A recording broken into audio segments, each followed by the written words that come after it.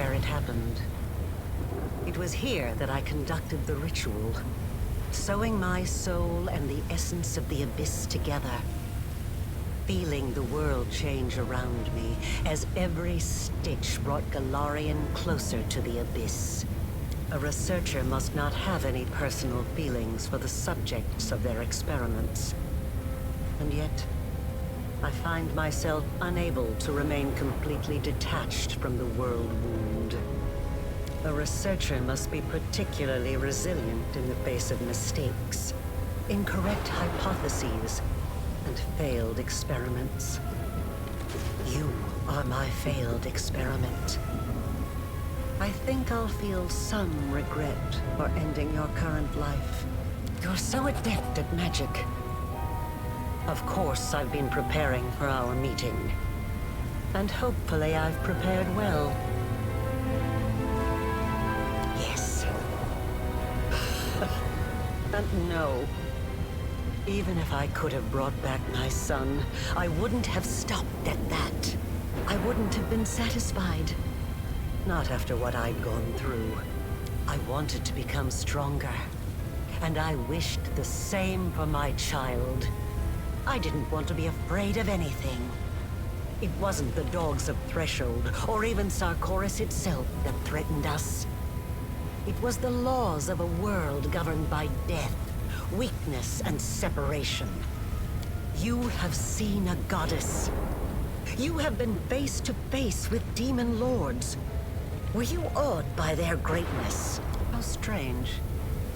You are a kindred spirit. We are so alike.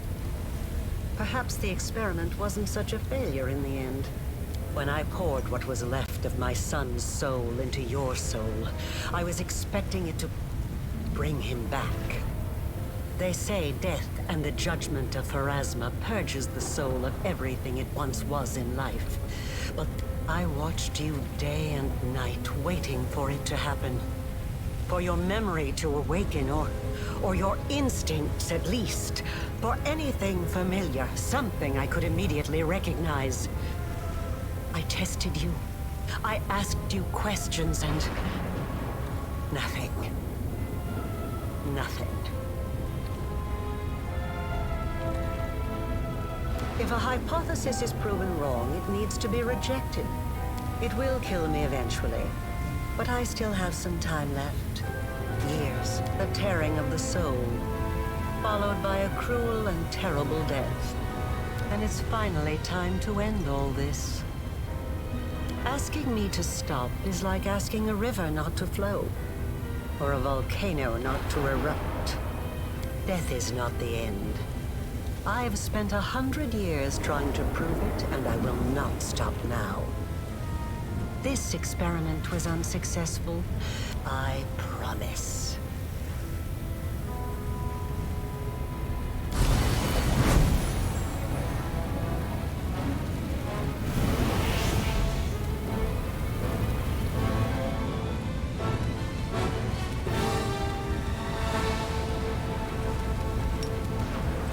You won't survive me.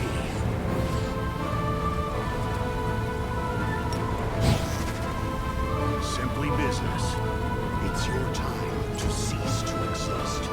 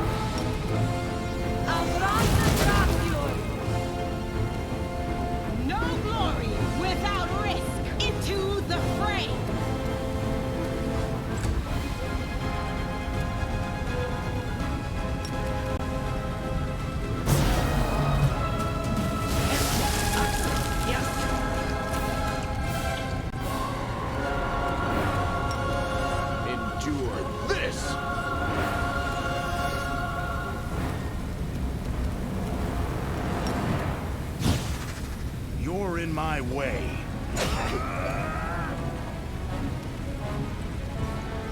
Make your peace.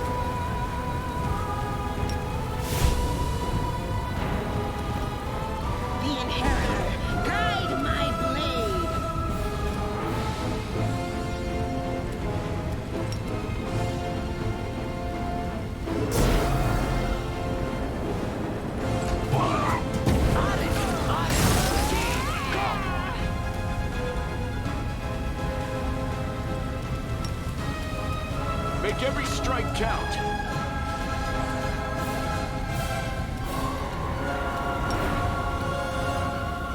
It doesn't work? How weird.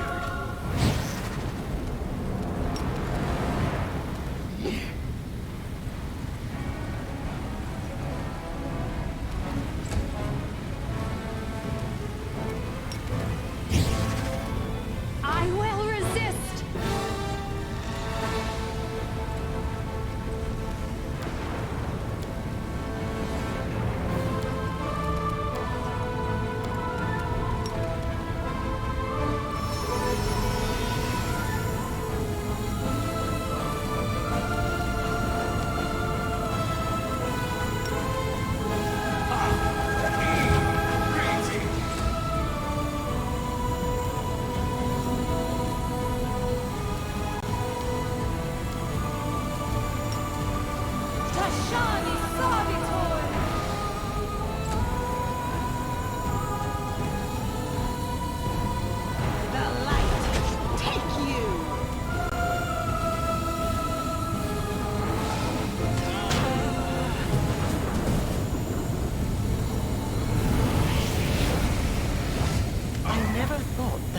Responsible for the creation of my most powerful enemy.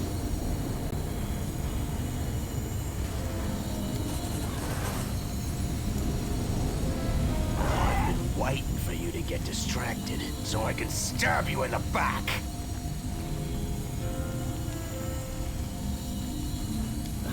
I would be overjoyed to discover that I am wrong. I tried to hope, even though there was no hope left. But wait, why do you care? Why are you trying to change my mind? A connection. A spiritual kinship. That is so strange. But what makes you think I will listen to your arguments? I have gone too far to turn back. I must walk the path I have chosen. Says you. You think I'm wrong about you? Why? We are not talking about numbers, equations, and magical reactions. This is about the soul. About whether or not you have what I lost.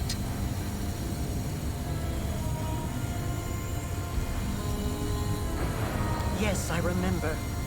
I wanted to check, to see for certain if it would awaken your instincts. I was so full of hope that day.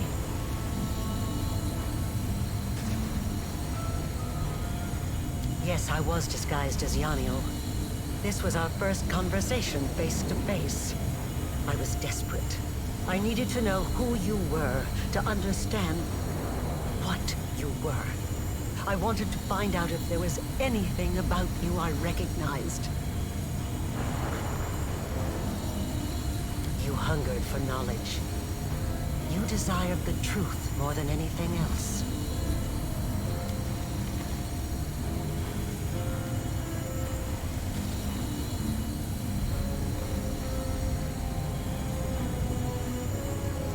Yes, I wanted to see if something would stir within you when you met my son's murderer, and when you encountered the one who betrayed me.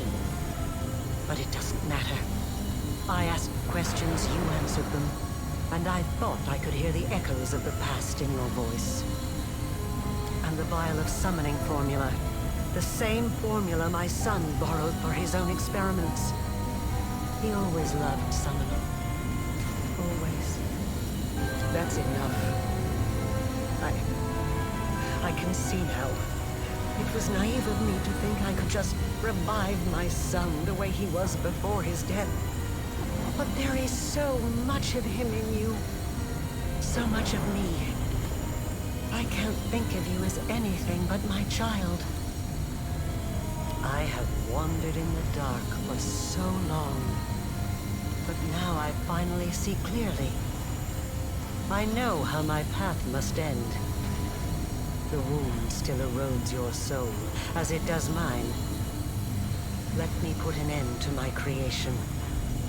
Let me step into the flames and perish, so that I can heal you.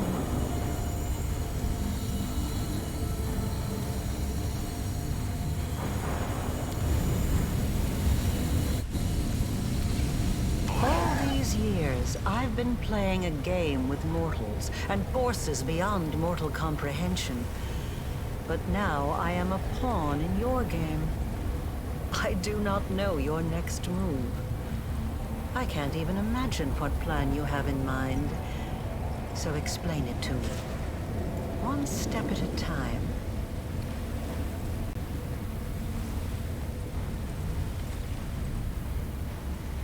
I see I was right to leave the lexicon in a place where you could find it. Yes, that is correct. We've reached the limits of our power. I did so long ago, and you've realized your full potential only recently. Mythic power cannot be made any stronger. At least, I have not been able to do so successfully. That means we are now living on borrowed time, counting down the days until we die from the wound's influence. No, I have not. I haven't had the chance. It was in Canobris that I had my first chance to test the improved version of the Midnight Bolts against the demon lord Discari. The crystal dagger you found in Canobris was the first Nahindrian crystal that was procured in such a fashion. I gather that you know more about them than I do.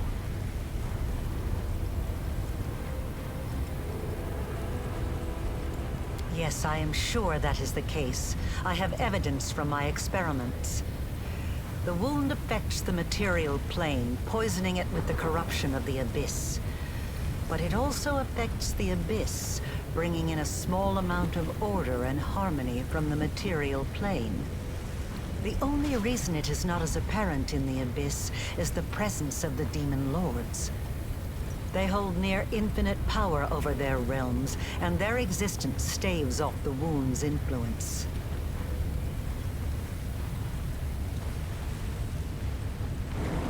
Yes, indeed. The Sword of Valor was Iomede's banner before she passed the test of the Starstone and ascended to heaven. I've never studied the Sword of Valor. Perhaps I should have. It is a truly fascinating artifact, and the way it interacts with you is incredible. Could it have picked up the early signs of your nascent divinity? I do not know.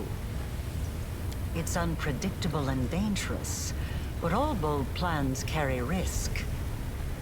What you propose might work. Whoever absorbs the power of a newly killed demon lord will inherit their realm in the abyss. If we throw in a connection to the wound, we will end up with something unique. You will have the power of a demigod and an abyssal realm that changes at your whim.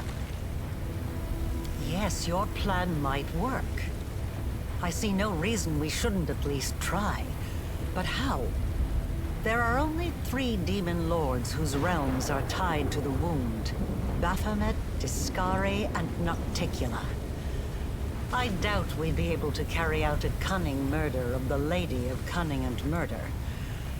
As for Baphomet and Ascari, after the lessons you've taught them, they will never risk another engagement. They'll engage in clever maneuvers. They'll hide, but they won't face you in battle. They are bound to appear. I didn't know that. No wonder demon lords are so careful about choosing archpriests. Correct. And the Locust Lord still hasn't deprived me of his favor. He should have done that a long, long time ago. Yes, it is true. Baphomet outsmarted himself when he granted me power and patronage behind Ascari's back.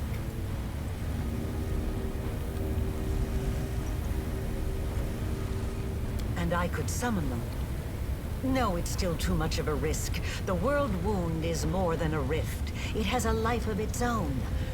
To accomplish the plan you have conceived, we would need to channel an immense current of power through it, all the way to the realms of the demon lords. It would be 100 times more difficult than simply closing the wound. It's remarkable that the worshippers of Pelura were able to discern this. Yes, you are correct. Such days do exist, but they occur very rarely. Only once or twice a century at most. I can't run the full calculations right now, but I think you're right. This is the day when the wound is most malleable. We could shape it as easily as a master potter molds soft clay.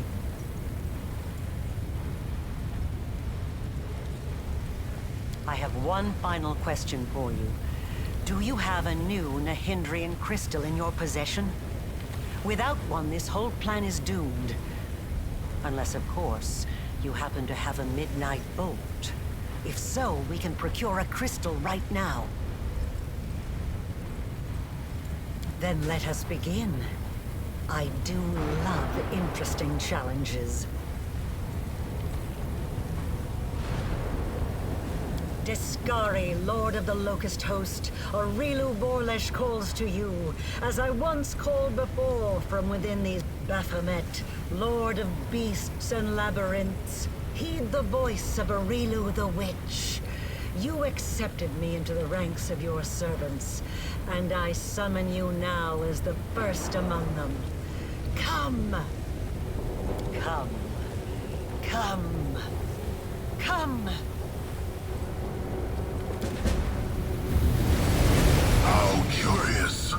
The gnats have decided to set a trap for me. You have spun out your betrayal like an intricate web, but it will take more than that to bring down the hunger of the abyss.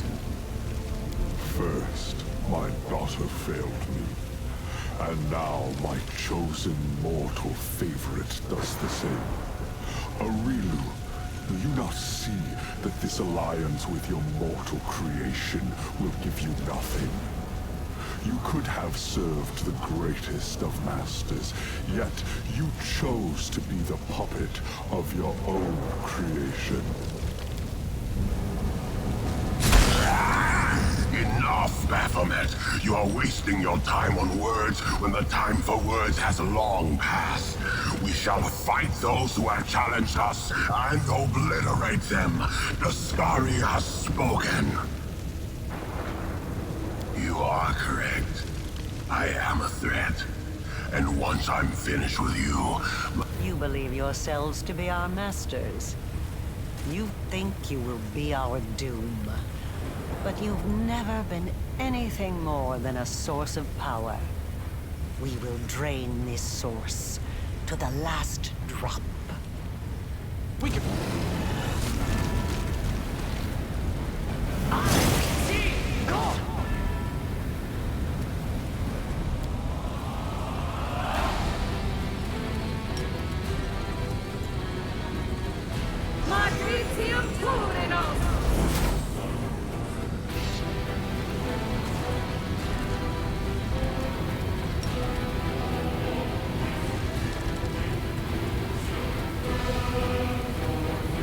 across the wrong mongrel.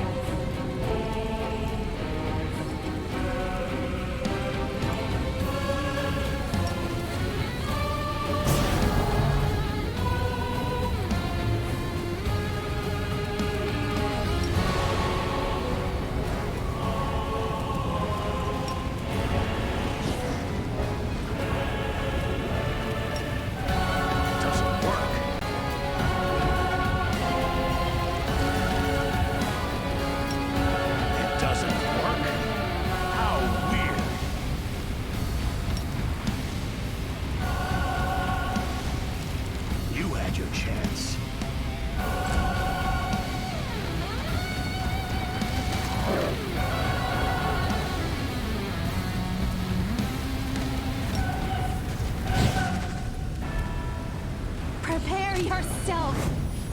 Your struggles end here.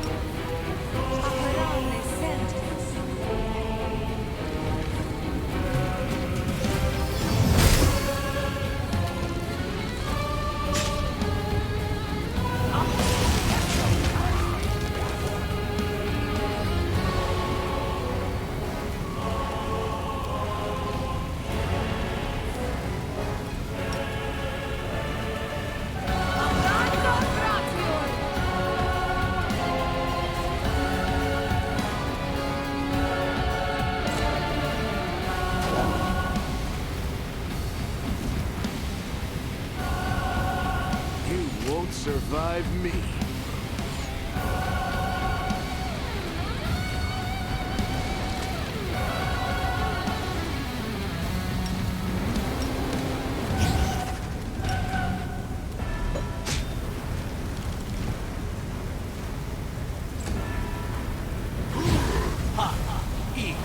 Great team.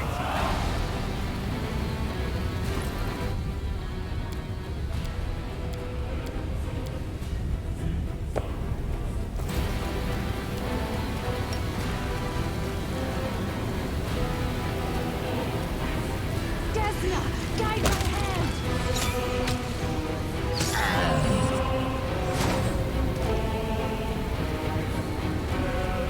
Into the fray!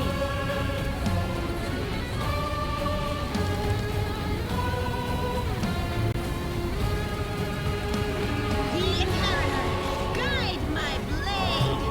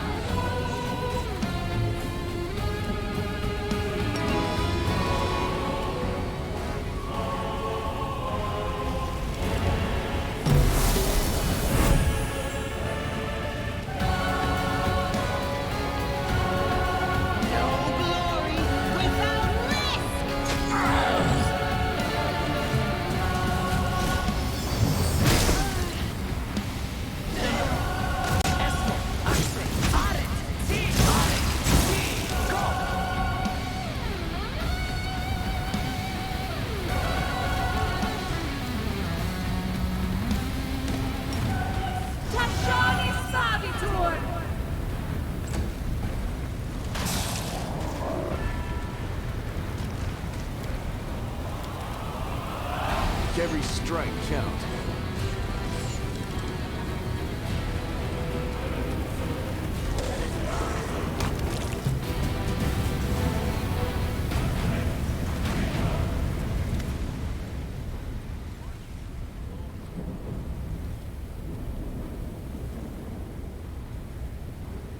It is done. The road to greatness lies ahead. All that remains is for you to use a crystal.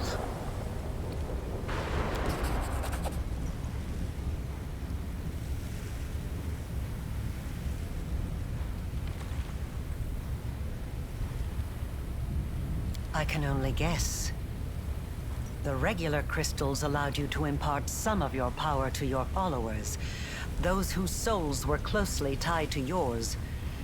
It is likely that an improved crystal would let you endow your companions with a small amount of the demigod-like power you are about to receive.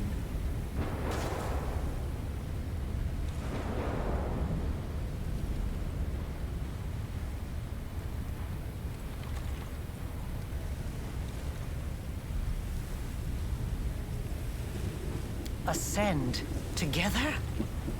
And live without fear of gods or demons, exploring the infinite world.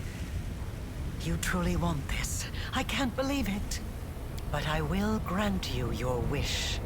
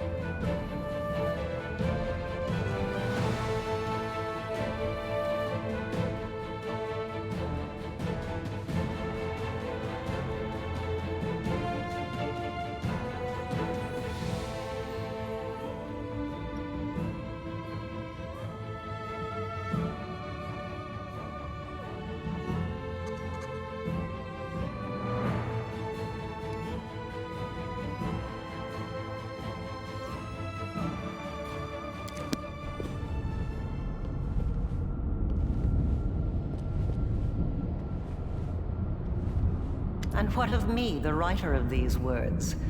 The half-demon witch known as the architect of the world wound. I gained more than I could have hoped. I achieved my purpose. I've vanquished death. Untold might and all eternity lie ahead. How should I spend that eternity? I have not yet decided. But I know, from experience, I know that every moment is priceless if it is spent with the one who matters most to you. I have recounted the story of my life for you, Pharasma, Lady of Graves. Not only of my life, but of the Commander's also. I believe the tale of such an illustrious figure would pique even a goddess's curiosity. I have come here to say that he and I are no longer in your power. This is the last, most significant result of my transformation experiment. He is no longer within my power. This is true. Divinity has given him the right to decide his own fate. But you entered my boneyard to bring me these tidings.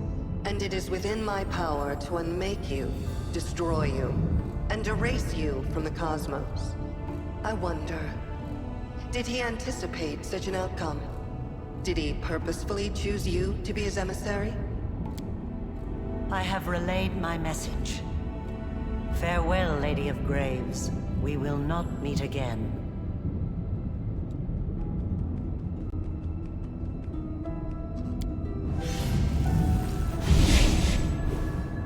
Their combined power has grown immensely, enough to almost rival my own. So be it.